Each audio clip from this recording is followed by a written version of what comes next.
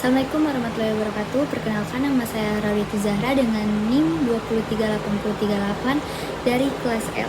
Di sini saya akan membacakan atau menjelaskan mengenai materi proses analisis pekerjaan dan manajemen bakat. Serta saya juga akan menjelaskan mengenai perencanaan personel dan perekrutan. Proses analisis pekerjaan dan manajemen bakat. Ada berbagai definisi menurut para ahli. Yang pertama, manajemen bakat menurut Dessler 2017. Proses yang berorientasi terhadap sasaran yang merupakan integrasi dari proses perencanaan, perekrutan, dan pengembangan pengelolaan dan pemberian kompensasi terhadap karyawan. Dan menurut Lewis dan Heckman 2006, yaitu manajemen talenta adalah suatu proses secara keseluruhan, mulai dari rekrutmen, penempatan, sampai pengembangan dan perencanaan untuk sukses pegawai. Dari definisi menurut para ahli yang sudah saya sampaikan, dapat diambil kesimpulan mengenai manajemen bakat, yaitu suatu proses dalam mengelola karyawan guna memenuhi kebutuhan, kompensasi karyawan jangka panjang, dan pengembangan pengelolaan pemberian kompensasi terhadap karyawan. Pentingnya manajemen bakat. Yang pertama, manajer dapat mengelola SDM untuk mendapatkan, memperbaiki, dan mempertahankan karyawan terbaik mereka. Yang kedua, manajer dapat menemukan karyawan kunci untuk suksesi manajemen di masa yang akan datang. Selanjutnya, definisi analisis pekerjaan. Analisis pekerjaan adalah prosedur untuk menentukan tugas dan keterampilan yang dilakukan dari suatu pekerjaan dan jenis orang yang harus dikerjakan untuk mengisi sebuah pekerjaan atau dalam kurung spesifik pekerjaan. Analisis pekerjaan ini menghasilkan informasi untuk menulis deskripsi pekerjaan. Yang pertama, deskripsi pekerjaan, daftar yang berisi tugas, tanggung jawab, hubungan pelaporan, kondisi kerja, dan tanggung jawab kepenyelesaian dari suatu pekerjaan, salah satu hasil dari analisis pekerjaan. Yang kedua, spesifikasi pekerjaan. Daftar yang berisi persyaratan manusia dari suatu pekerjaan, yaitu pendidikan, keterampilan, kepribadian, dan lain sebagainya yang diperlukan untuk melaksanakan pekerjaan sesuai dengan deskripsi pekerjaan sebelumnya. Informasi yang diperlukan dalam analisis pekerjaan yaitu aktivitas kerja, yaitu informasi tentang aktivitas pekerjaan yang sebenarnya seperti membersihkan, menjual, mengajar, atau melukis. Daftar ini juga dapat mencakup bagaimana, mengapa, kapan pekerja melakukan setiap aktivitas. Dan yang kedua, perilaku manusia. Informasi tentang perilaku manusia yang dibutuhkan pekerjaan seperti merasakan, berkomunikasi, mengangkat beban, atau berjalan jarak jauh. Yang ketiga, mesin, alat-alat, kelengkapan, dan bantuan kerja, yaitu informasi mengenai alat yang digunakan, bahan yang diproses, pengetahuan yang ditangani atau diterapkan seperti keuangan atau hukum, dan layanan yang diberikan seperti konseling atau perbaikan. Yang keempat, standar kerja, yaitu informasi tentang standar kinerja pekerja dalam kurung hal kuantitas atau tingkat kualitas untuk setiap tugas pekerjaan. Yang kelima, konteks pekerjaan, yaitu informasi tentang hal-hal seperti kondisi kerja fisik, jadwal kerja, insentif, dan misalnya jumlah orang yang biasanya berinteraksi dengan karyawan. Yang terakhir atau yang keenam, persyaratan manusia, yaitu informasi seperti pengetahuan atau keterampilan, pendidikan, pelatihan, pengalaman kerja, dan atribut pribadi yang diperlukan seperti bakat, kepribadian, minat, skill, dan lain-lain. Selanjutnya, yaitu kegunaan informasi analisis pekerjaan. Yang pertama ada perekrutan dan seleksi, yang merupakan informasi tentang tugas apa yang dibutuhkan oleh pekerja atau karakteristik manusia apa yang diperlukan untuk melakukan tugas ini, dapat membantu manajer memutuskan orang seperti apa yang akan direkrut dan dipekerjakan. Yang kedua, pemenuhan EEO. Mengetahui tugas pekerjaan diperlukan untuk menentukan misalnya apakah tes seleksi merupakan alat prediksi yang valid untuk sukses dalam pekerjaan itu. Selanjutnya, mematuhi ADA.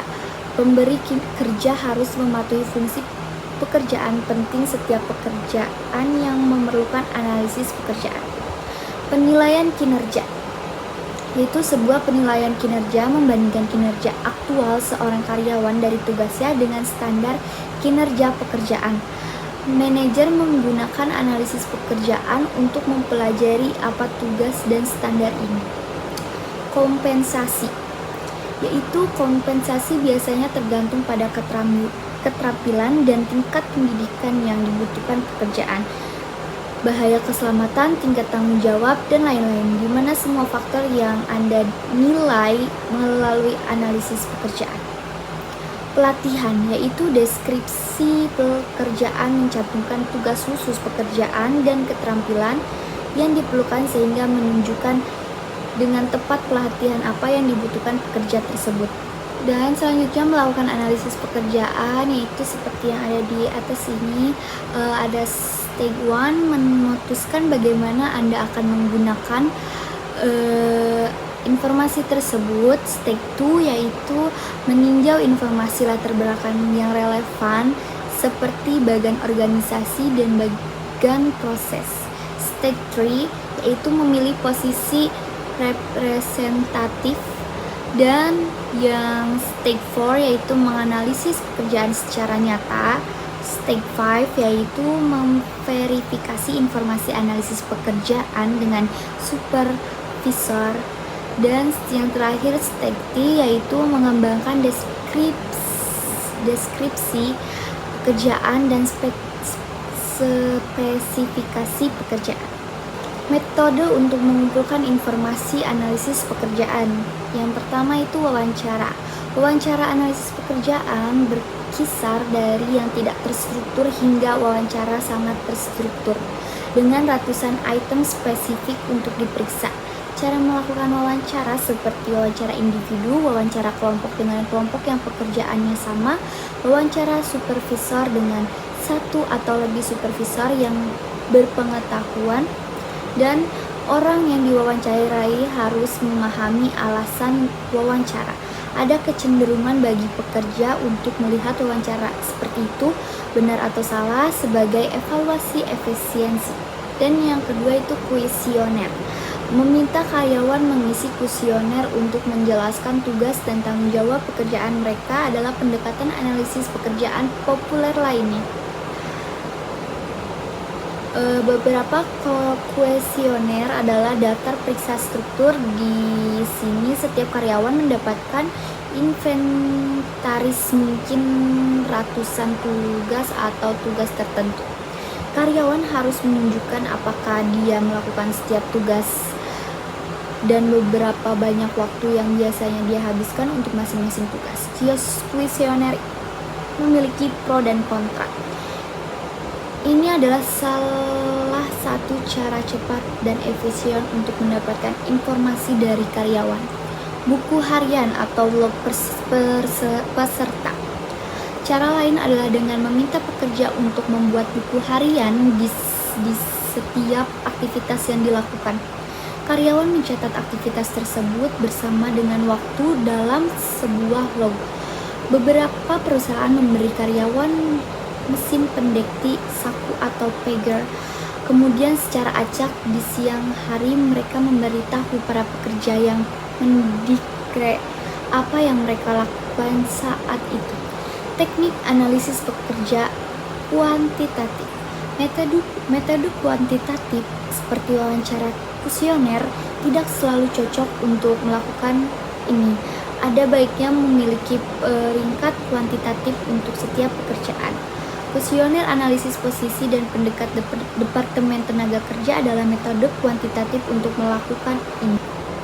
Dan yang terakhir dari metode analisis pekerjaan yaitu informasi berbasis online atau metode analisis pekerjaan online, yaitu di sini Departemen SDM umumnya mendistribusikan kuesioner analisis pekerjaan standar kepada karyawan yang secara geografis dicairkan secara online, dengan instruksi untuk melengkapi formulir dan mengembalikannya pada tanggal tertentu.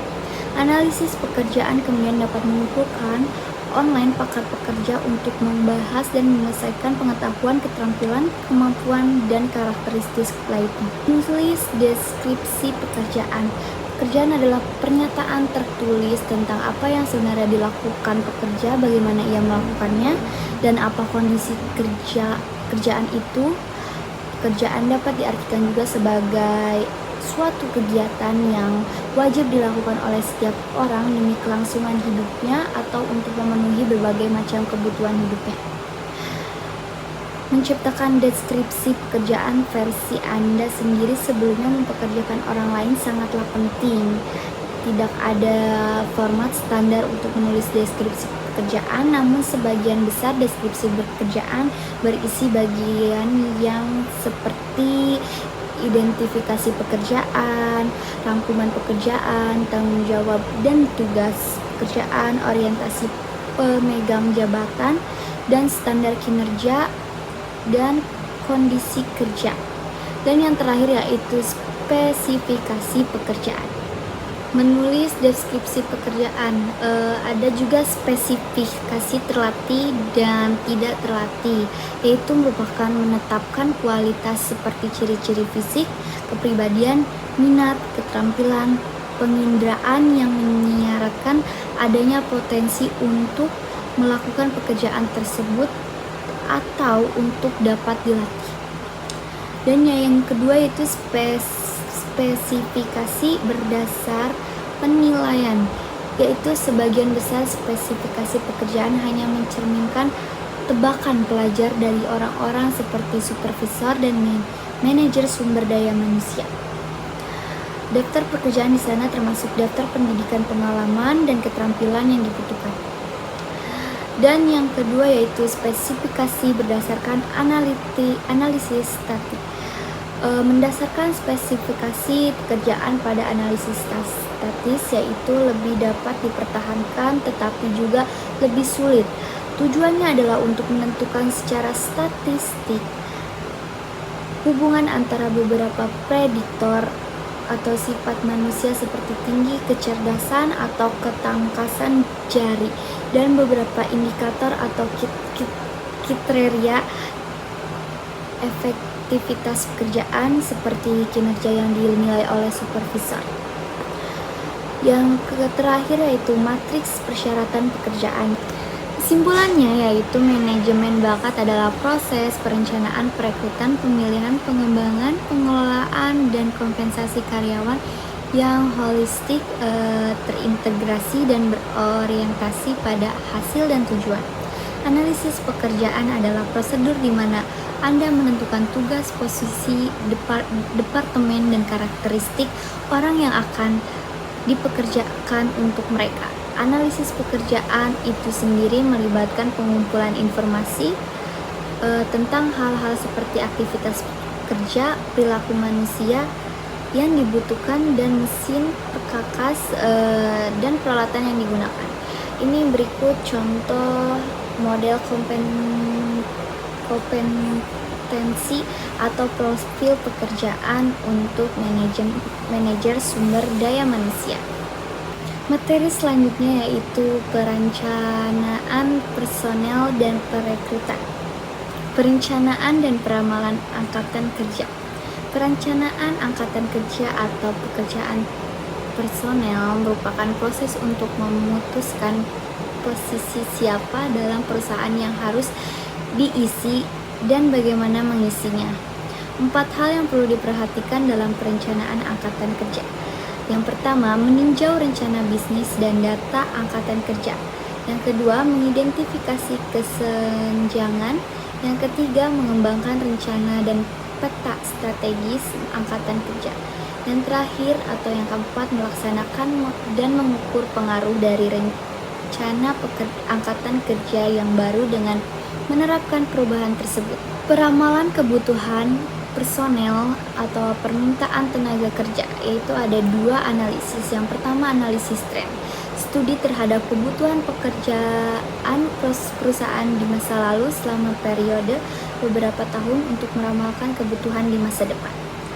Yang kedua yaitu analisis ratio, teknik ramalan untuk menentukan kebutuhan staf di masa depan dengan menggunakan rasio antara historis antara beberapa faktor kasual seperti volume penjualan dan jumlah karyawan yang dibutuhkan seperti jumlah tenaga jual. Ramalkan penawaran kandidat dari dalam yaitu ada 3. Yang pertama inventory kualifikasi atau keterampilan yang mengenai catatan daftar manual atau komputerisasi yang berisi pendidikan, minat karir, dan pengembangan bahasa keterampilan khusus dari karyawan tersebut untuk digunakan dalam menyeleksi kandidat dari dalam untuk promosi. Yang kedua bagian pengganti personel yaitu mengenai catatan perusahaan yang memperlihatkan kinerja dan kemungkinan dipromosikan saat ini dari kandidat dalam perusahaan untuk posisi yang paling penting. Dan terakhir yaitu analisis makro, meramalkan penawaran kandidat dari luar. Banyaknya pengangguran akan memudahkan dalam mendapatkan pekerjaan dan banyaknya pengangguran akan memudahkan dalam mendapatkan pekerja. Perencanaan suksesi merupakan proses berkelanjutan untuk secara sistematis mengidentifikasi, menilai dan mengembangkan kepemimpinan organisatoris untuk meningkatkan kinerja yang terdiri dari 3 langkah, yakni pertama mengidentifikasi kebutuhan kunci, kedua mengembangkan kandidat dari dalam, dan yang ketiga menilai serta memilih sumber kandidat internal, yaitu yang pertama lebih mengenal kekuatan dan kelemahan seorang kandidat, yang kedua lebih berkomitmen, yang ketiga moral lebih meningkat jika dipromosikan, yang keempat lebih sedikit orientasi dan pelatihan, yang kelima pengumuman pekerjaan, yang terakhir mempekerjakan kembali sumber kandidat dari luar. Itu ada apa aja sih sumber kandidat dari luar? Yang pertama yaitu perekrutan informal dan pasar kerja tersembunyi, yang kedua via internet, yang ketiga media sosial, yang keempat agensi pekerjaan atau departemen tenaga kerja dan agensi swasta, yang kelima yaitu pekerja temporer atau paruh waktu, yang keenam perekrut eksekutif, yang terakhir perekrutan perguruan tinggi. Terakhir yang dari materi yang saya bahas yaitu merekrut angkatan kerja yang lebih beragam. Yang dimaksud yaitu yang pertama merekrut wanita, merekrut orang tua tunggal, yang ketiga pekerja berusia lanjut, dan yang keempat ini sangat penting agar terjalinnya lingkungan yang sangat-sangat positif yaitu pekerja dengan disabilitas. Menurut saya itu sangat wajib untuk diterapkan dalam perusahaan manapun. Sekian pembahasan mengenai materi 4 yaitu tentang proses analisis pekerjaan dan manajemen bakat, dan juga chapter 5 yang mengenai perencanaan personel dan perekrutan. Mohon maaf jika ada salah kata. Sekian dari saya. Wassalamualaikum warahmatullahi wabarakatuh. Terima kasih.